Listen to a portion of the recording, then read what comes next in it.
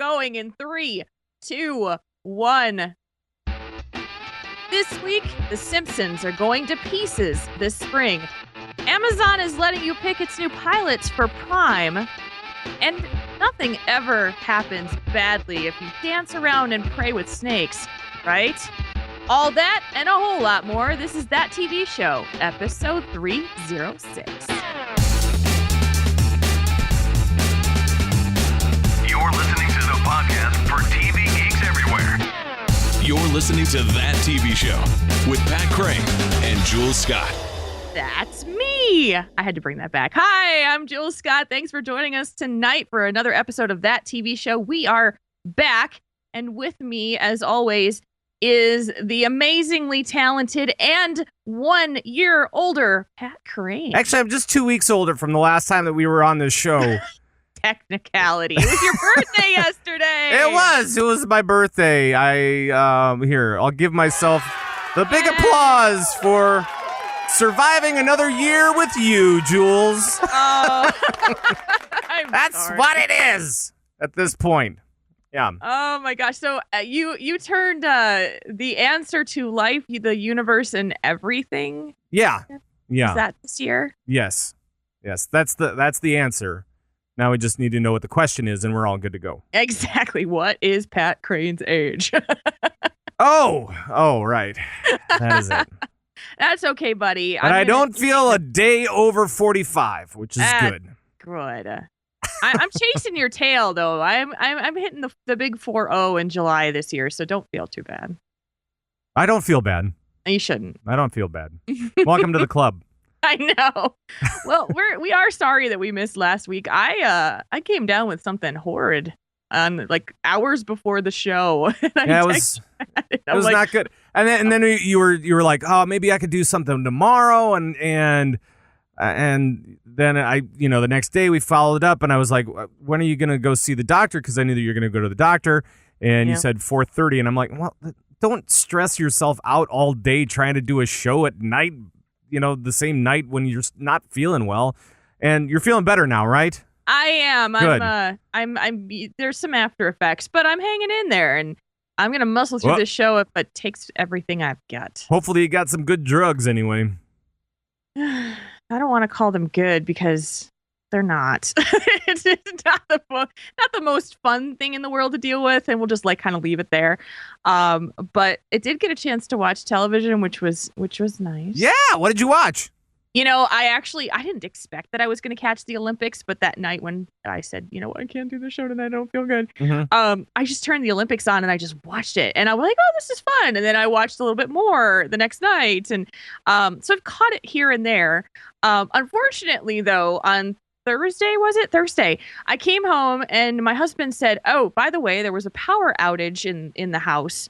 Really flashed out and went back in, and I'm looking, and so why is the router near near the TV? Why is that dark? And it had fried, the power outage had fried the router. No. It had also fried our DVR. Oh no! Yeah. Not the DVR. I lost 5 or 6 different shows that I had backlogged and a couple things that were new. I'm like, oh, come on. This is the second time I've lost my DVR. So then you had to watch the Olympics. I did. That was the only thing I could watch. But as it was fried out, the thing would start and it would go for a minute and then it would freeze. So I'd see a little bit of ice dancing and then I'd be like, oh, then it freezes. It would reboot. And then you'd come back and you're like, oh, wait, who is that now? Oh. I don't know what it is this year, but I haven't been watching a lot of Olympics, and maybe it's that I'm so used to DVRing everything. Yes. That I'm just kind of out of the habit of watching live TV. Yes. But I did get to see Shaun White not do so well in the half pipe. Yeah, you know what? I watched his qualifier and I went, holy crap. He was amazing in the qualifier. Amazing run. Oh, so good. So good. He only could have done that in his final run. Oh my gosh. Yeah. It was not good. I remember watching the first run because he basically wiped on the first run. Yeah. But he didn't just wipe. I mean, he hit the top of the pipe, of the half pipe, Mm-hmm. Hard. I mean, he hit it with the board, but he went hard down. And because he gets so much air that it's like you're just kind of coming down after 20 feet. I know. It's crazy. So I did watch a little bit of the Olympics during that time. I got caught up a little bit on The Walking Dead. Yeah. The new season is now out, so I watched a little bit of that. It's interesting. I'm not going to try and spoil anything because people are still catching up. But Walking Dead. I still have yet to see Walking Dead. I do have it earmarked in Netflix, however. Yeah, I do think you would like it. There's a whole section of season 3 that kind of just goes. Wah, I just need to sit down and do it. That's the whole thing. I know. Well, there's all these other things that you want to watch, and so I totally get it. But so that's kind of what I was, when I was convalescing, I watched some of the Olympics. Right. What is going on? What did you watch this week? Well, the wife is now watching Lost Girl. She's switched it up, and she generally likes, she likes Buffy and Angel, and she watched the hell out of those this over the last 6-9 months, something like that. I don't know how long it's been, but she watched the hell out of those so much that she went through like everything of those 2 series, which is crazy to me. And then now she started on Lost Girl, which is kind of in the same vein, kind of, or like, a True Blood, not quite that dramatic, but it's like it's more like a Buffy, I guess. This is a sci-fi show, isn't it? Yeah. Okay, I thought so. And it's about the Fae world, fairy. Oh. Fae being fairy, but it's just about all things mystical, right? It's not really fairy oriented. It's just Fae. Okay. I don't know. Have you seen it? And so because she's watching it, I watch it occasionally, and so she's been watching the hell out of that now. And so I'm sure she's going to go through all of those shows in no time flat. But we got to go back and watch a little bit of Eureka, which we haven't watched in a little while. Mm-hmm. And Eureka is a funny show. They really, it's over now, but it was a funny show, I guess, because anytime that something good was happening, they could just like get them to an alternate reality. Just like that. It was no big deal to get them to an alternate reality where they did it, I think, after the first or second season, where they just switched everything around, and then after 2 more seasons, they just switched everything again and just went, oh, you know what? You 5 guys are going to go back in time, but when you come back, you're going to be bringing along one of the dudes from the past, and everything's going to be totally messed up. Welcome to the new world. Okay. And so, it's kind of, it is kind of one of those things of they're in this alternate reality from where we started. And now it's, things are a little messy and it's a little discombobulating at times. Mm-hmm. So, yeah, the dunce of the show is now running, the company, GD, boy. Global Dynamics. And, it's just all sorts of weird. I can't tell you anything. Another show that I tried to watch, I've kind of watched. Mm-hmm. The second series of Sherlock. Yep. I like Sherlock. Mm-hmm. It's good. Yeah. I tried to watch it twice over the last couple of weeks. Okay. Try to? What happened? I fell asleep. No. I fell asleep both times. I fell asleep. Oh, boy. Sherlock, you put me right to sleep. Oh, come on. How could you say that? It's not that it's a bad show. It's not. I really enjoy it. It puts me right to sleep, though. You just need more sleep. That's your problem. I don't, probably. Yeah, you do. All right. We should probably move it along, however, into where is my sounder? Here it is. Hollywood Rewind. All right, it's time to take a peek behind the curtain. What's been happening over the last couple of weeks in Hollyweird? Jules, what's been going on? Well, there was a passing this past week, one that made us both sad. Sid Caesar died at age 91. Yeah, he was a great dude, man. He was like amazing. He was like one of the first kings of comedy. Just an amazing, amazing man. It was ironic because I was babysitting my stepdaughter this weekend, and her dad, my husband, was working. So I just showed her a bunch of like cheesy 80s movies, and one of them was Grease 2, and I had forgotten. Oh, yeah. He was the Sid coach. Caesar was in there. He was the coach. Yeah. Yeah. And he's really funny. Yeah. So I was just, it was kind of ironic that I had chosen that film and then he was there and I was like, oh my God, I forgot he was in here. Yep. So yeah, and I'm sorry, Grease 2 he was also in the original Grease movie as well. He was the coach in that movie too. Yeah. So you could have brought up Grease, but no, you brought up Grease 2 instead, and now people's feelings are hurt because Grease 2 is not that good of a movie. It's not, but it's so. Oh my gosh! It's so my strongest memory of Sid Caesar, and he wasn't even in this movie, was in While You Were Sleeping. There was a whole conversation that got really muddled between everybody, and one of the lines was Sid Caesar was tall, and this is the type of quote that just sticks with you for some reason.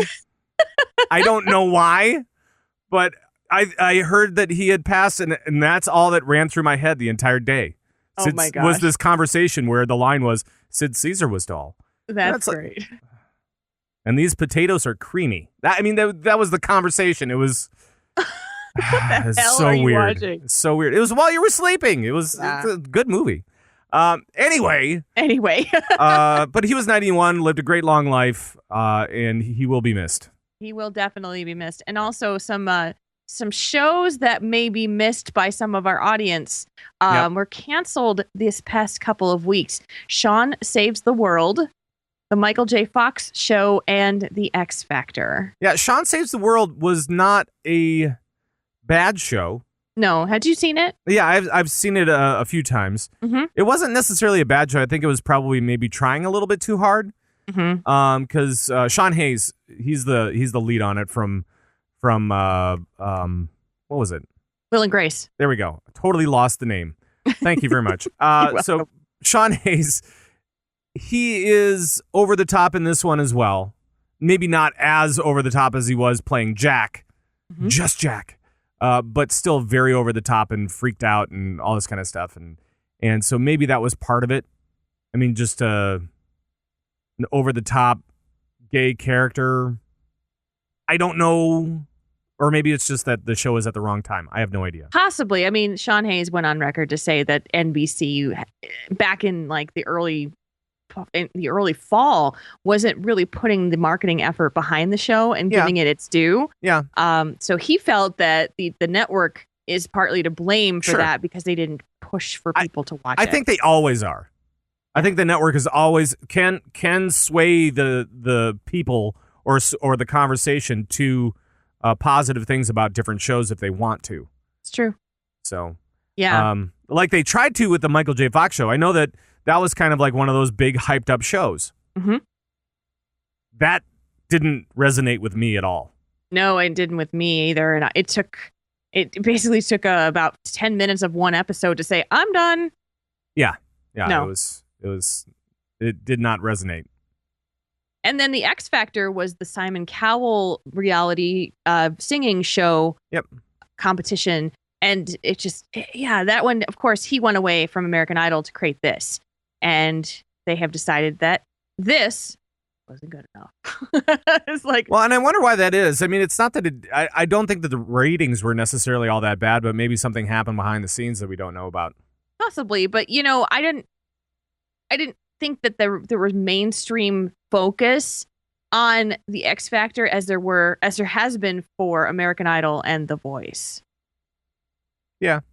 You just don't pay attention to the artists. Oh, I did watch American Idol this week too. Oh, you did? Yeah. Is it the live show week starting? Well, I don't know. I'm behind. Oh, okay. I'm behind. Okay. But new cast of characters essentially that haven't worked together. So it's all right. It is what it is. Yeah. It is American Idol. Yeah. Yes, it is. And X Factor is not an X Factor anymore. It's not. Apparently it's in the pooper. So So there you go. With the show and poop. I don't know. It all comes back to poo. Oh gosh, it always does. So last week on Friday, which was Valentine's Day, House of Cards season 2 released, and it certainly did help Netflix's viewership ratings go up. They don't really have a rating service, but there is a company called Procera, I think it is. It's a tech firm that does evaluation of what people have watched, and it's showing that when the show premiered a year ago, the season 2 numbers are at least up 2%. So, but I've heard so much more in the mainstream pop culture, Twitter, social media world about House of Cards than I ever did when it first premiered with season 1, which we are currently watching. And in other news, a winter storm pummeled the East Coast just beforehand. And this has nothing to do with their numbers being boosted at all. No, but I happened to send you an article that you found quite amusing. I know, and actually, I have it in front of me right now. Do you? Yeah, it's yes, I think this is the exact same one, but it's in the Huffington Post, and it's from Dino Gordoni, and basically what it was talking about how East Coasters wanted Netflix to bump up the release of House of Cards because of the storm. And they had nothing to do. So they really wanted to push that date up by a day. And Netflix said, stop whining. Yes, they did. They said, really? Seriously? No, you can watch all of season 1 right now. You can watch all of any of these things. You can binge watch to your heart's content, and you are stuck on House of Cards. Just wait a day. Come on. Well, it's got to be flattering a bit to Netflix to know that was so anticipated that they wanted it a day early because everybody was snowbound.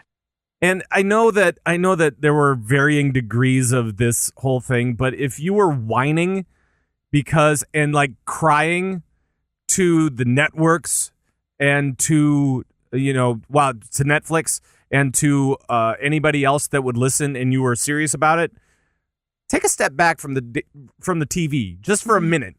Just take a step back, breathe. It'll be okay. Yes.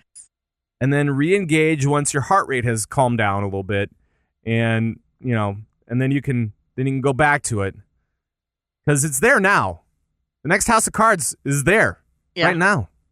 Go watch. It's kind of, when you think about this, think about if this were people wanting to say watch Agents of S.H.I.E.L.D. and it was supposed to be on NBC and come out on or ABC. Then they called ABC and said, "Hey, can you release that episode early so I can watch it online because I'm home stuck in my house because of snow?" Like, this is how things have changed. Do this because I want you to. Yes. Not because you have a plan on when you want to release this. And you have thought about it meticulously like 6 months ago, and you've scheduled all your marketing around it and everything. Yeah, exactly. Just cancel all of the stuff that you had planned for Valentine's Day. Oh, there's a storm!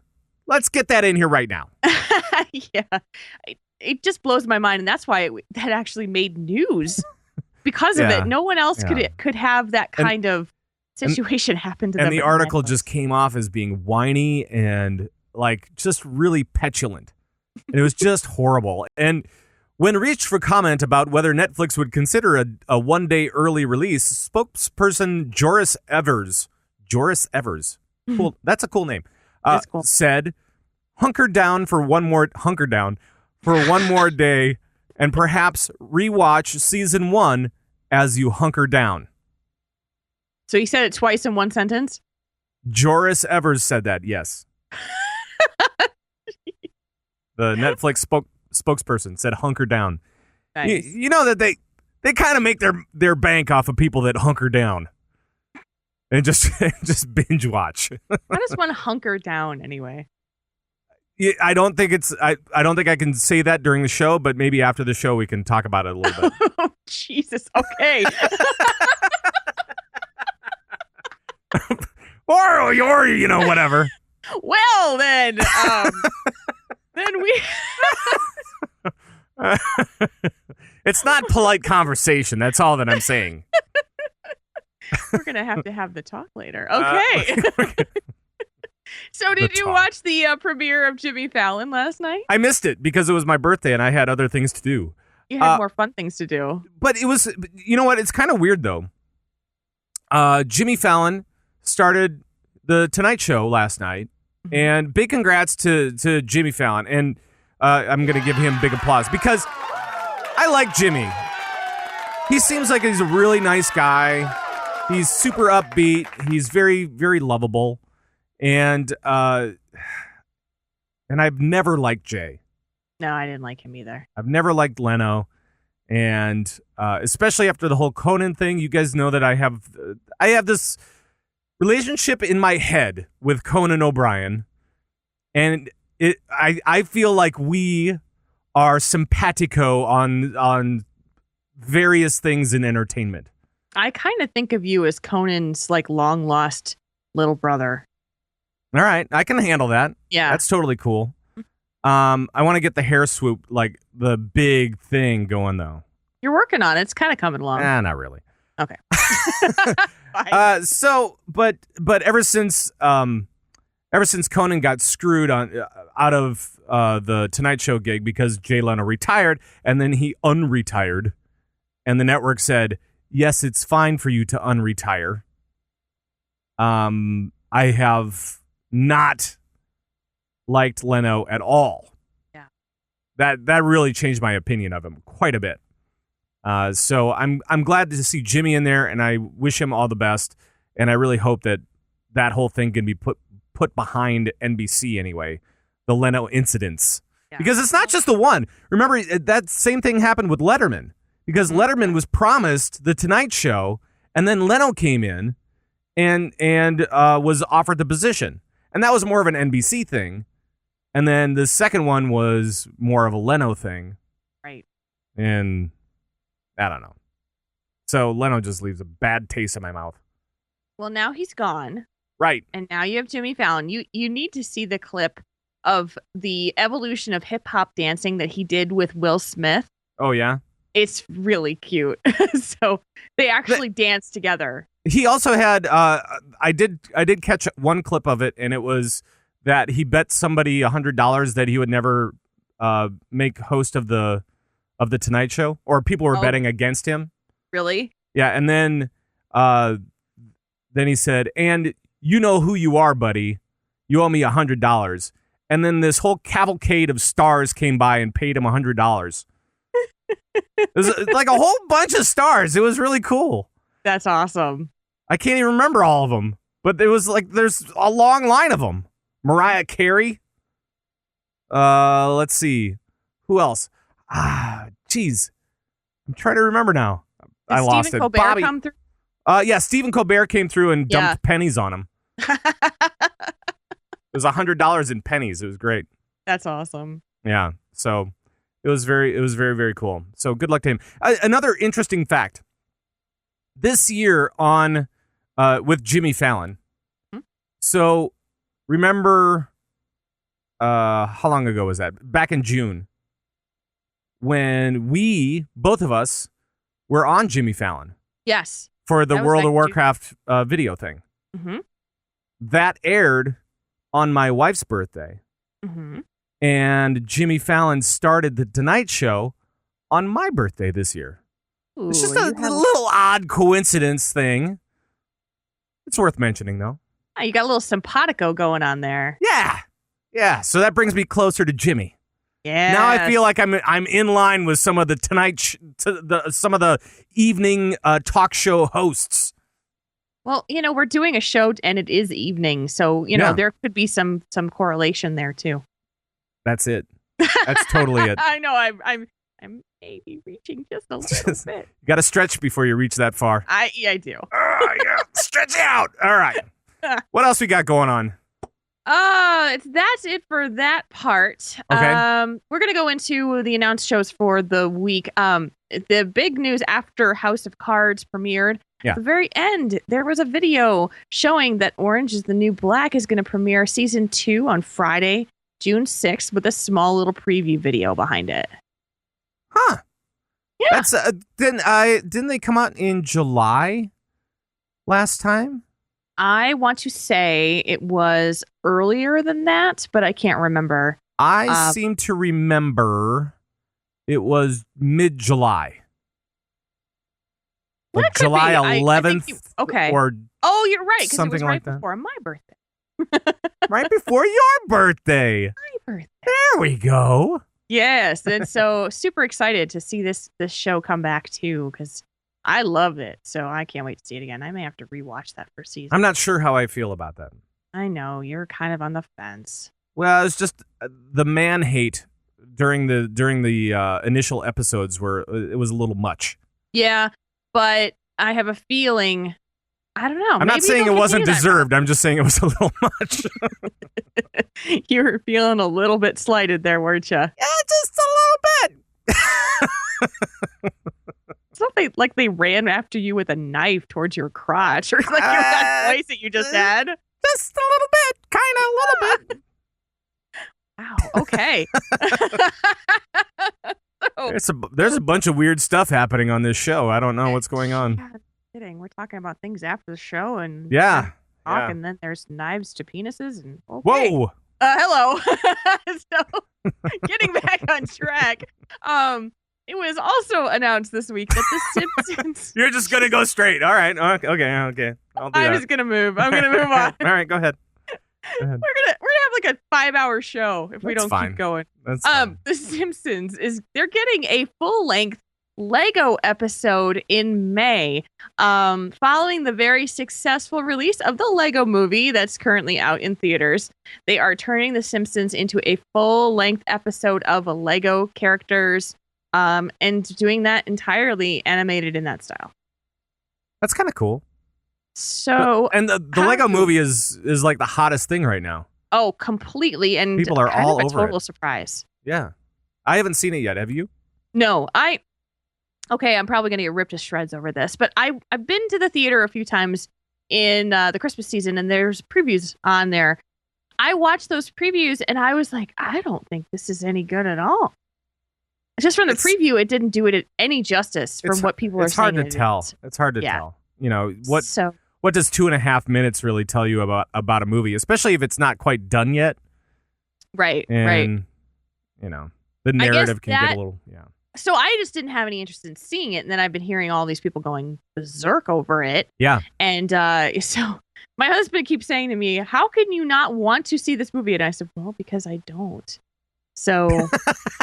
Well, because it's my opinion, and my opinion matters. I may get dragged to go see it even after that. So we'll see. But you haven't seen it either, but are you interested? Oh, yeah, totally. If I can peel myself away from real life stuff, I will go see that in a heartbeat. Okay. Just like, this kind of interests me about the Simpsons. So it's kind of a new thing, a new look, changes it up a little bit. It's always kind of neat to see the Simpsons do something new. Especially, after 25 years, it's tough to find something to do new.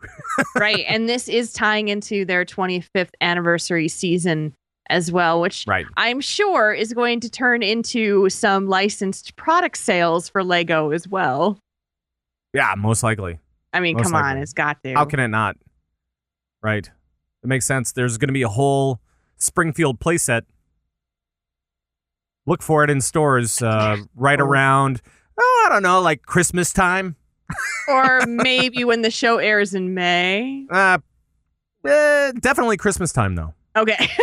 Definitely Christmas time. So yeah, anything else on that one that you wanted to talk about? No, I think I'm good. So maybe we should just move it on into the TV tech stuff. Sounds like a plan. So there is a new site that's coming out called Film On, and we've talked a little bit about a different company called Aereo that uses an antenna that they sell to you to be able to stream network content and have it as a DVR, work through that. Well, Film On is their direct competitor. They actually had their first name of the company called Aerial Killer, so you can kind of tell what their relationship is. But the concept is, this is for someone who wants to get rid of their cable or satellite service. You're going to rent a tiny antenna to stream and record content from TV stations. So this Aereo is currently in Supreme Court's hands and the networks are pushing this to determine if this is legal. So far, in the things that I have read and researched, Film On has not received that same kind of criticism or attention from the networks to say, Well, they've both been in legal battles. Mm-hmm. And but I don't know. I just don't know how big of a market it is. I don't know how big of a market it is right now. I understand that these two companies are kind of fighting it out, and good luck to both of them as they go through, because I think that anything that can push the boundaries, and it's kind of funny because in this article they talk about Napster a little bit, and they say that this is like the Napster era for TV, for broadcast TV, and that by pushing the boundaries now, we'll be able to set limits and be able to kind of set expectations a little bit more moving forward, which is good. Mm-hmm. Because right now, I mean, we are kind of in this stage of a lot of uncertainty. Mm-hmm. We have all these different apps, like I've talked about over the last 6 months or however long it's been. But like the ABC app, that's a prime example. The ABC app, which is one of the networks here in the States. If you're out of the States, I know that we have Canadians and other people listening to the show from around the world. So, but that particular app is really great, or it was really great until they introduced that you had to belong to a TV provider, and you had to be able to punch in your TV provider's information. Yep. The problem is that my TV provider is not a part of that network. Nor is mine. So now I can't watch ABC shows on the ABC app, which I could before. I could watch all of them, and now I can't watch any of them. Right. Or little clips or something like that, but who cares about that? So it's kind of tough. Well, the networks look at it as they're losing money from licensing contracts that they would get by going to the cable and satellite providers. Now, if you had, say, an antenna that you went and you just got to broadcast over the air, they would get you by having you watch commercials as the consumer. Right. This is different. This will not have that on there. They're basically co-opting the network channel and allowing you to DVR it onto their system. And you can record that. That way you can also stream it to your mobile devices, which bypasses things like the ABC app. Yeah. Yeah. So there's a lot of things going on here. There's a lot of things in this soup, if you will, of stuff. And it's going to be interesting to see exactly how this ends up. And good luck to everybody that's trying to help me become a cord cutter, because that's what I want to become. Right. And the decision for the Supreme Court is going to be a pivotal one for the cord cutting industry. Right. And so it is really one to watch if you're interested in this, like we are, to see where this direction goes. Obviously, these networks need money to produce the shows, to pay the people who make them, to get advertising and do all of the things that they do. Right. But as cord cutters, people want to be able to choose what they want to see when they want to see it without having to pay money from a network, cable, satellite provider, that kind of thing, to be able to see it. Right. So this is really tough. Yep. And for those guys that are wondering, Film On is going to be, you're going to be able to watch local content from 13 markets So those are L.A., New York, San Francisco. I mean, they're all the ones that you would expect. The big ones. Miami, Boston, Tampa, Denver, Atlanta, Dallas, Phoenix, Washington, D.C. So those are the different markets that they're planning on being able to service. And I don't know if it's just going to be local content for local servers. I'm pretty sure that's the way that it has to be. Yes, it is. I actually read an article recently because Aereo is still operating, and in New York, they actually sold out of their available service in New York City. Wow.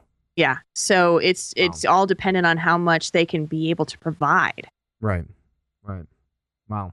Well, something interesting to be watching because this is going to be going to the Supreme Court, and we'll see how this all shakes out. Yes. Yes, exactly. Boy. So why don't we go into our cord cutting segment? Why as long as we were talking about cord cutting, and I'll play this.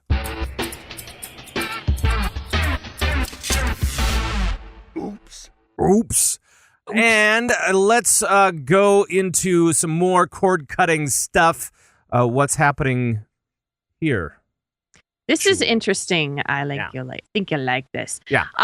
Amazon Prime is working diligently on creating its own original content to compete with Netflix.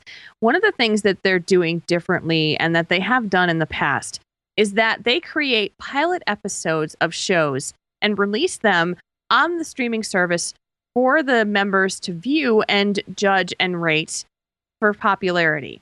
Right. It basically allows you to be the network to choose which show goes to series, which show doesn't make it.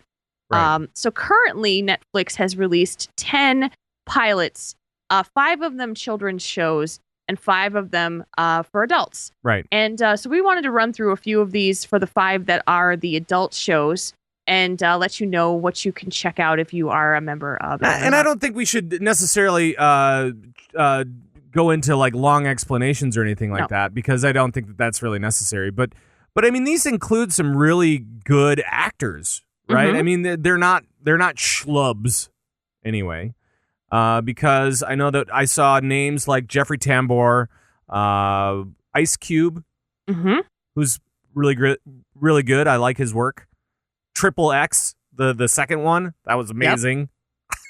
Jason Schwartzman from Saving Mr. Banks and Scott Pilgrim versus the World. Yeah. All that kind of thing. What I thought, the one that I have seen the most about and that I think has probably got the best shot is called Mozart in the Jungle. Right, and that's the Jason Schwartzman. Yeah, and this one is talking about a memoir that the memoir Mozart in the Jungle by Blair Tyndall. It's about sex, drugs, and classical music, showing what happens behind the scenes of a symphony. Right. This one time at band camp. Really?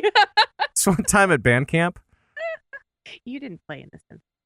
I did. I played in the symphony. What did you play? I played French horn.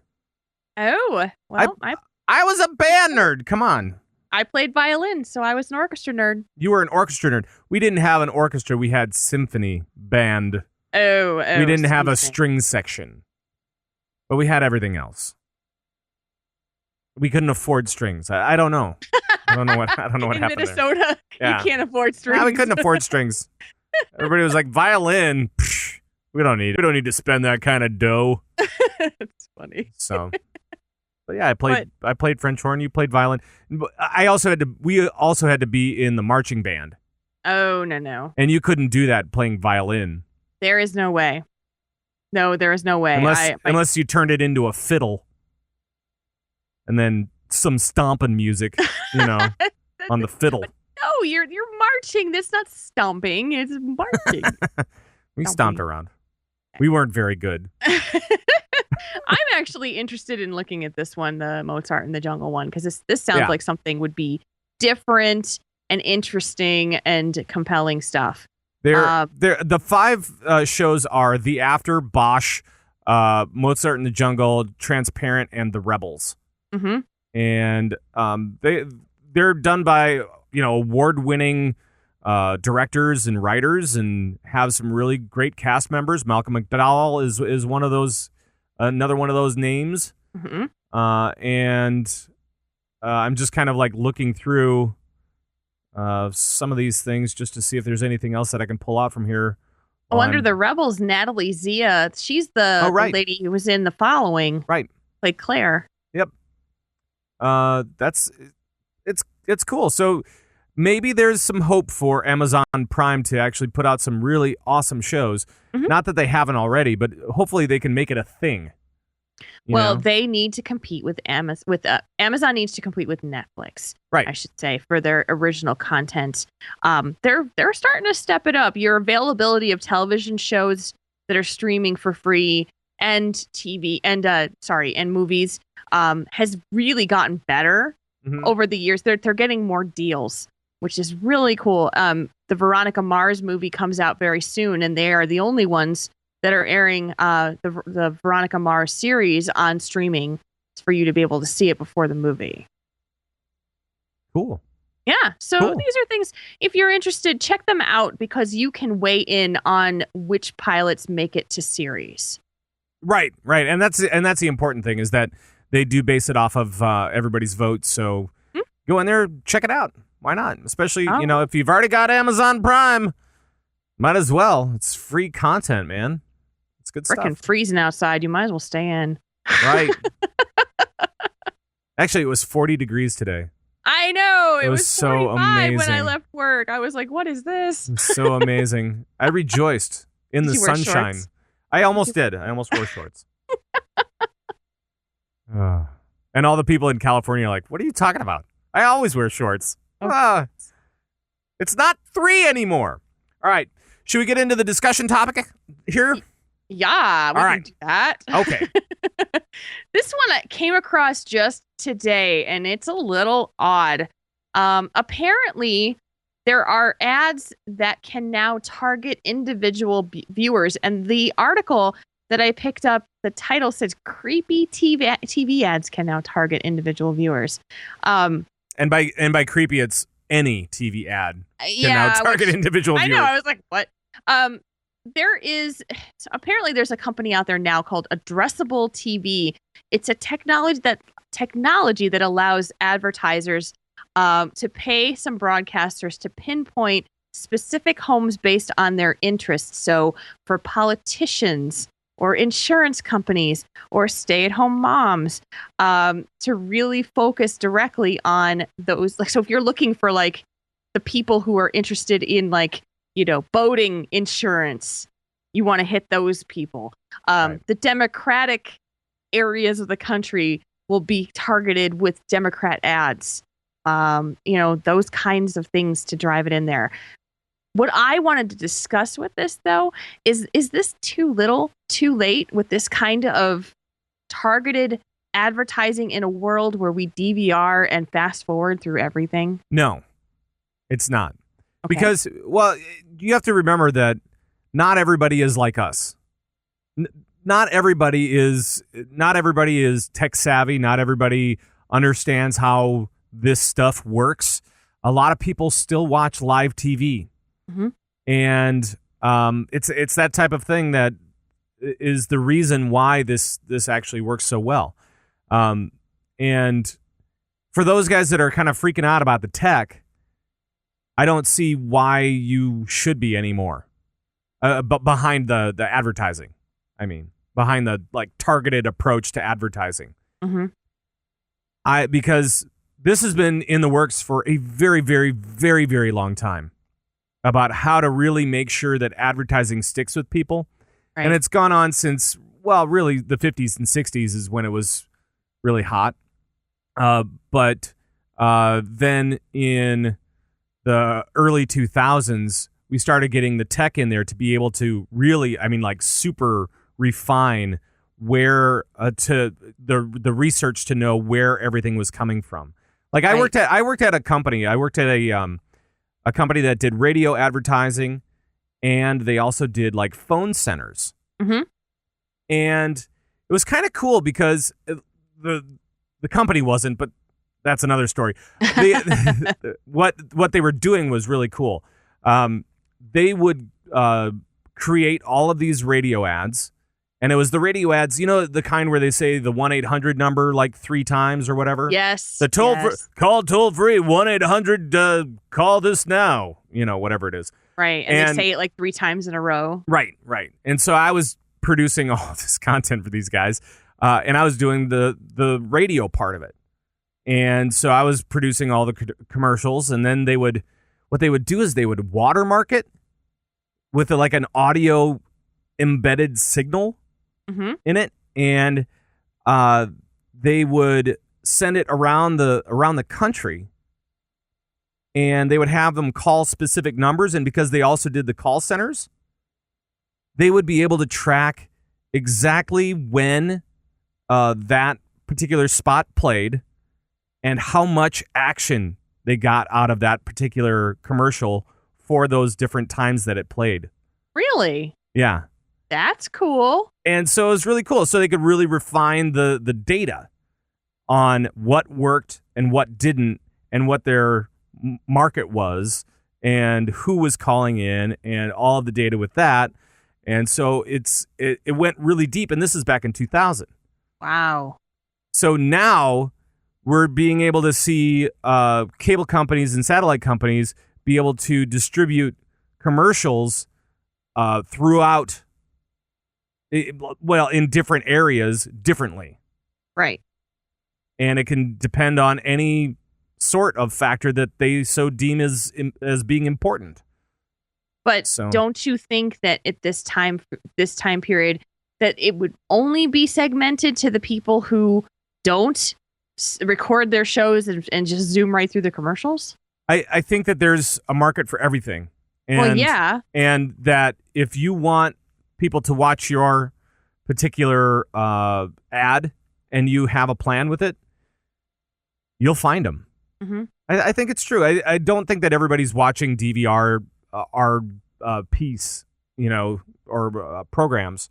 I think that it's kind of diverse still, but people are going more towards DVR content. That's true, but I don't know what the breakdown is, but it doesn't surprise me. No. Well, I learned something new from this. I learned how they target those radio ads. Yeah. It's pretty interesting. The technology of advertising and how deep it goes, because they have guys that are like, math geniuses, spreadsheet whizzes, and all these guys that know programming and like super in-depth stuff. They have them working behind the scenes at advertising agencies. It's weird. Yeah. It's really weird. Wow. So. Okay. That is really cool. That is really Just letting cool. you in on a little bit of behind the scenes stuff. If you ever wanted to know, now you know. You may see that commercial that you're getting might be targeted just for you in the future. Exactly. But now we got to go headlong into the poop.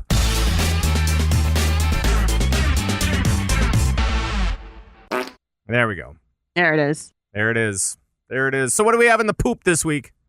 On National Geographic, there is a TV reality show called Snake Salvation. It's about Pentecostal preachers who handle serpents as part of their services. Well, one of the guys who starred on that series, who was on that series saying that he would never have a problem handling serpents as part of his services, he died on Saturday after being bitten by one of the snakes. Yeah, this is unfortunate, and it's like you can make light of it, I guess, a little bit, and all that kind of stuff, but it's just kind of sad, right? Well, what's sadder is that he had emergency workers that came to the church after he was bitten. He refused medical attention. He refused to go to the hospital, and he died at home. He died doing what he believed was right. Yeah. Right to the end. He defended every single second of his life, which is, kind of refreshing, really. I mean, he didn't like bail out at the last second and say, okay, bring me in. No, he stuck to his guns the entire time. And, but it is sad. It's sad. But do you believe that he thought that he would survive this with his faith? Probably. Yeah. I mean, when you're dealing with people of faith, any faith, doesn't matter. It's tough to divert them from that. Mm-hmm. And he believed right to the very end. Unfortunately, it didn't pay off for him, but, strong belief, which is cool. Now you're a member of that congregation, and you have been believing that this is, that you will be saved as part of this ritual. Right. And now your pastor has passed away doing this very thing. What does this do for a community? Like does the reality show follow them to see if their faith has been wavered? Yeah, I don't. You know what I mean? Yeah, I don't know what the repercussions are going to be. I'm just having like flashbacks of Steve Irwin. Oh gosh. I mean, remember that? That was, I think that was like what, like mid 2000s. So like 2006, 5. Yeah, I want to say you're 6? right around. I gotta look that up. You gotta go look it up. I gotta look it up. But the difference between Steve Irwin and this is that Steve Irwin didn't tell people to do what he was doing. No, he did not. He absolutely did not. And he was completely trusting and understanding of the animals and just wanted to be the educator around them. And inevitably, one of them did take his life. But there wasn't a Steve Irwin religion. I'm sure there were people that were followed the cult of Steve Irwin. Well, Steve Irwin was he was kind of a weird dude. Yes, and it was September 4th, 2006. So. Okay, gotcha. Okay.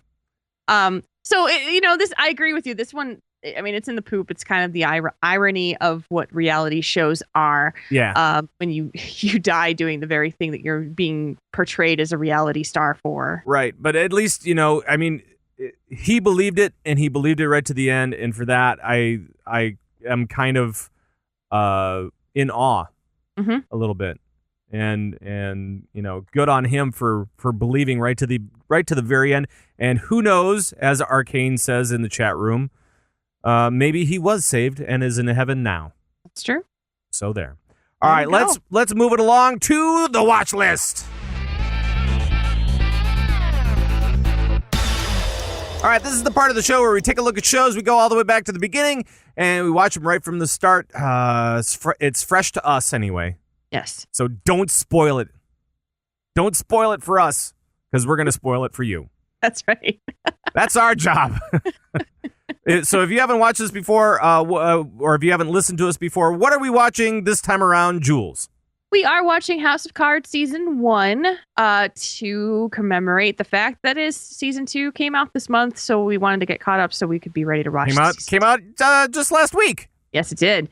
We just talked about that, didn't we? We did. Oh, wow. And so, we've been kind of immersed in House of Cards these last couple of weeks. Yeah.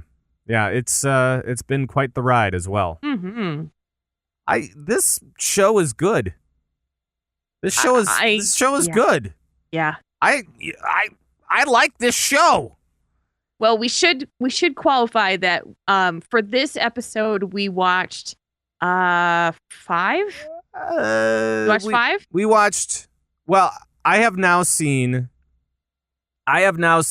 through episode 7, and you have seen through 8. With last week was off the books, right? So we didn't really get to talk about it last week, right? But so we kind of moved ahead a little bit, and it's a good show.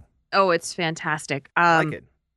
The one thing that keeps surprising me about this show is the character of Claire, which is Francis's wife. Francis Underwood is the Democratic majority whip, and his wife Claire has her own venture in the Clean Water Initiative, basically working for charity.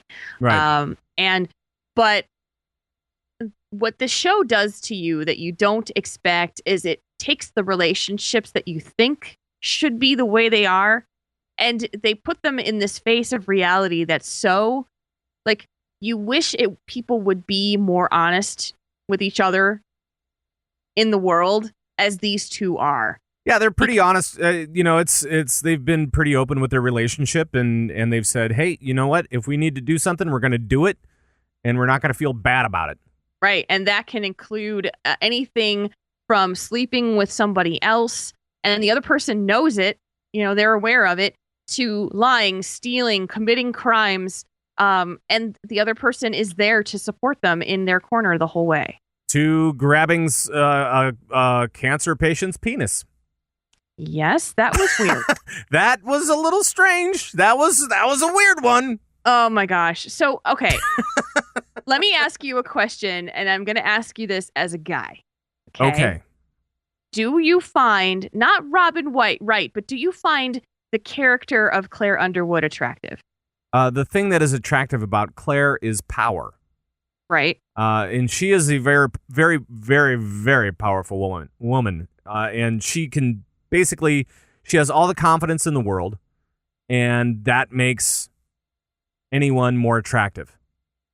So, personally, I kind of want her to eat a hamburger, but yeah, seriously. But she is a very powerful, confident woman. So, and for me, as a woman, when I watch her, she makes me extremely uncomfortable. Like, I don't find her. I don't find, and then maybe that's just me. Are you threatened? She would squish me like a bug. Yes, she would. Yes, because just the cold, icy stare that she has is enough. Her cold, icy stare. It's just this. There's something about her, and when you're talking about grabbing the penis of a cancer patient. Yeah, I thought that was an interesting moment. Well, and the backstory behind that is that it was their old. Yeah, it was their old. It was very uncomfortable, actually. That scene made me want to just like, oh my god, can we move on to something else?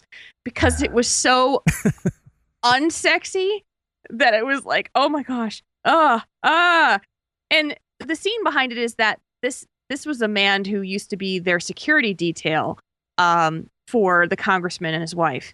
And he comes down with pancreatic cancer, I think it was. Yeah, something like that. And is diagnosed with only a few weeks to live. He calls Claire to the hospital after she has stopped by to visit to give her respects. And he calls her back to tell her basically he's had a crush on her ever since he's been taking care of them for 8 years. Right. And that he hates her husband. Right. But, and then... Then she goes off into this monologue and grabs his penis. And in a way to tell him, is this what you want? Was this what you dreamed about? And it's just like so forward. Oh my God. Everybody freaked out. Even the dude did. Yeah. He didn't want that either. He freaked out as well. But that's that kind of relationship between those guys that is kind of weird, refreshing maybe, and yet wrong. I don't think that either of them really think that it's the way that relationships should be. No. But it's the way that their relationship is, and they're okay with that. Yes. There's always kind of like this little bit of, I'm getting the sense that there's always like a little bit of jealousy when one of them talks about sleeping with somebody else or whatever the case may be. And it's not like they try to flaunt that, but they don't hesitate to talk about it if they're asked. Right. Well, after 7 episodes, there is what you've established to yourself is that they have a true affection and caring for each other, that they truly like each other as people, but that there's no sexual interaction between those two at all. No, there is. You see it from time to time. And I didn't catch it. Whereas you see like, you didn't. That's because you're not watching for it. I guess not, but you would see the trysts that they are both getting involved in, and there's a very, very different side of that person that you see in that situation. Right. I know that's lust versus love, but you're talking about two people. But I think one of the points that I was talking with the wife before the show tonight, and she said, and I quote, okay. "It all seems very calculated." To which I said, "It's called House of Cards. It's not called House of, oh my God, what are we going to do now? Political show." No, it's not called that. It's called House of Cards. You have to be precise. And she goes, no. But I mean, even in their relationship with each other, everything seems very calculated. And yeah, there may be a little bit of that. And she was talking about at one point, what's his name? Kevin Spacey's character, Frank, stood up Zoe, the reporter, because he was with his wife. Mm-hmm.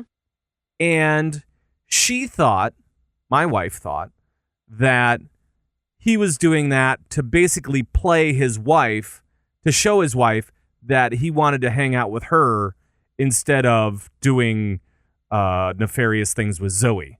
No, I didn't see that. And then they went off after that scene, by the way, and bow chicka bow bow. That's the way that I read into it. See, and I just see them as completely sexless. So, I'll be interested to see if it changes as we go through, because I feel like they are the true people that they really are, only with each other. Right. That I would agree with they are the only people who knows how. Yep. Excuse me, how devious and how calculating and manipulative the other is. And that they appreciate them, like there's a respect there for them to get that power because they're both they're on the same team. Yeah. Francis is not coming home and telling, he's telling his wife exactly what he did. She's in on a lot of it to help manipulate it. She's not going, I don't. They're a team, man. They are a team. They are a team. They are the king and queen of cards. But I'll tell you, there are rare anti-heroes out there that are more compelling than Frank Underwood. You root for him, even though you feel like the worst person in the world to root for a guy who basically manipulated a lobbyist into punching his face. Which I liked. I really liked that. Oh my gosh. I like that so much. That was just crazy. But of course, we can talk about that in next week's show. Okay. Are we going to try to finish? How many do we have left? There's like 13, right? Yeah, so it means that we'd have 5 more. Let's just try to finish it out. If we don't quite finish it out, I think that'll be okay because we'll be binge watching this forever. So I think that next week is next week is like our wrap up week for season 1. I'll do my best to get through it. And I will do my best to get through it as well. We may not make it on this particular one, but I guarantee we're going to be watching it. I know, both of us will. Right. Do you want a little quiz? Hey, I like quizzes. I have a little quiz. Okay. All right, here we go. It's the quiz of cards. Really? Instead of House of Cards, I went with quiz of cards. I don't know. I just kind of make this stuff up on the spot. Okay. All right. Let's go into the quiz of cards now. All of these questions are going to be based off of the standard deck of cards. Okay. Standard deck of playing cards. I had one that involved greeting cards, but that one fell apart. So I decided just to do a standard deck of cards quiz. All right, I can live with this. All right. So, making sure that I know where my different buttons are on the producer soundboard here. All right. How many face cards are there in a standard deck? Start off easy. How many face cards? And aces don't count. Right. 3. Math. 15. Oh, no. What? No, there's only 12. There's king, queen, and jack, right? 4 suits. And 4. Oh, yeah, right. 4 okay. suits. Why did I have 4 in my brain? Because you said ace in there. And I said aces don't count. So I'm sorry if I threw you off. Okay, there. that's all right. Okay, how many one-eyed jacks are in a deck? 2. Hey, that's correct. Do you know which ones? It is the black ones. No. No. It's one of each. Spade and heart. Jack of spades, Jack of hearts. Now, if I were going to be talking about a suicide king, to which king am I referring? Oh, crap. Oh, the diamonds. Nope. Hearts. Oh. The king of hearts is depicted with a sword in his or by his head. Makes it look like he's stabbing himself. Oh, jeez. This is hard. Well, I'm not saying that it's easy. It's just about a standard deck of cards. You may not think about this stuff on a regular basis. I don't. Okay, which is the only queen in the deck that faces to the right? You got a 1 in 4 chance. I know. How about clubs? Oh, so close. Spades. Nope. Do you know what is unique about the king of diamonds? No. It's a gentleman's club here in town. It's over by the airport. No, he's holding an axe. He's holding an axe and facing sideways. So you get a buzzer on that one. Oh, all right. Come on, that wasn't a real one. No, that is it. He's holding an axe and facing sideways. All right. Let's see. I'm gonna try to do another one here. All right. Which king? I don't know. You've been pretty bad about the king stuff. I am. Lately. This is like crazy. All right. I obviously don't study Which my king program. has both hands showing, and he's the only king without a mustache? A mustache. No. A mustachio. The King of Hearts. Oh, you got that right. Nice work. Totally guessed it. Nice work. I had to get a 1 in 4 chance at some point. Right. Now, by which name did Jacks previously go by? They weren't always Jacks. Do you know what they were called before they were called Jacks? They weren't jokers, right? No, they were not jokers. I'm a joker. Oh my gosh. Dukes? No, they're knave, actually. Really? Yeah, as the card abbreviation for knave, KN, was so close to that of the king, it was easy to confuse them and therefore changed in 1864. Jeez. Little bit of trivia for you today on today's show. Obviously, my husband knew that. Right. In the chat room, he puts the answer in. And for that, you are a big loser on this quiz. Congratulations. Please don't ever give me money or put money on the line, I should say, for these quizzes. This is bad. Yeah, this is not for wagering. This is just for fun. This is just for sport. For the sport of it. I have proven that I don't know anything about anything. I am just proving how weird and dumb I can be. Yes. I do that on a weekly basis myself. Hey, that's what podcasting's all about. That's right.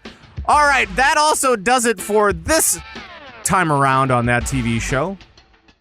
Cannot thank you guys enough for tuning in. And if you want to get a hold of us for any reason, you can always email us at thattvshow@gmail.com, or you can get a hold of us on Twitter at thattvshow, or even individually. Isn't that right, Jules? That is right. You can find Pat on Twitter with Pat Crane with a K, and you can find me, Jules, at JulesRPG. That's right. We also have forums and a bunch of other stuff on our website. Just head over to thattvshow.net. And don't forget all about the All-Star Network at signalsmedia.com. Our friends are there, and they have shows for you to enjoy and to be a part of as well. Be a part of our big community. It's a good community to be a part of. I like it anyway. Thanks again for the show next week at our regular time, Tuesday nights, 9 p.m. Central, uploaded by Wednesday at some point. Jules, thank you. And thank you, Pat. Thank you, everyone who listens, and send us feedback. We like feedback. We like feedback. We do. For Jules Scott, I'm Pat Crane. We'll see you next time. Bye-bye, everybody. Bye-bye.